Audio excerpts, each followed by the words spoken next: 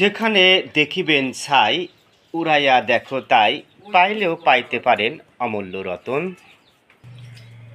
একসময় লতিরাজ বাড়ি এক চাষকে অবহেলার চোখে দেখা হতো। অনেকে আবার লতিরাজ কচুর লতি গরিবদের খাদ্য তালিকায় অন্তর্ভুক্ত করত।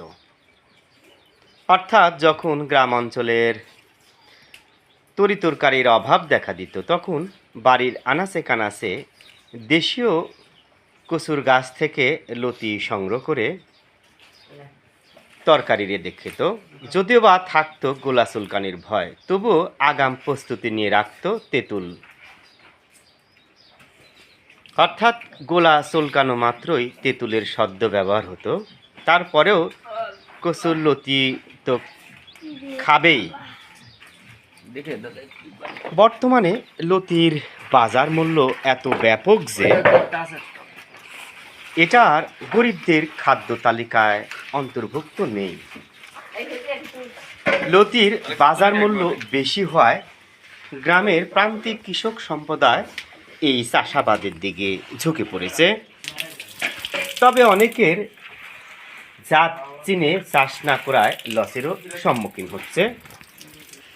আমরা চাই আপনারা লসের সম্মুখীন না হন।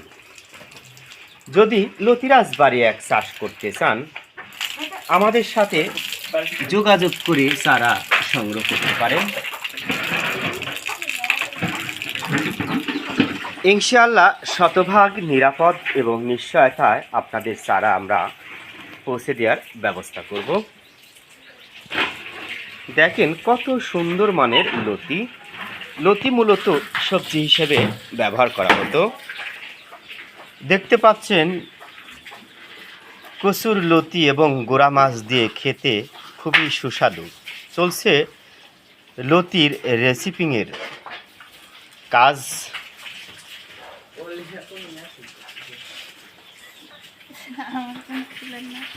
প্রিয় দর্শক, দেখতে পাচ্ছেন লতি রাধার জন্য টুকরো টুকরো করে কাটা হচ্ছে। লতি মূলত উৎকৃষ্ট মানের সবজি। আপনারা নিজে লতি পরখ করতে চাইলে অল্প পরিমাণ হলেও চারা সংগ্রহ করে চাষ করতে পারেন। ভালো থাকেন, সুস্থ থাকেন। ভিডিওটা ভালো লাগলে একটি লাইক দিতে ভুলবেন না।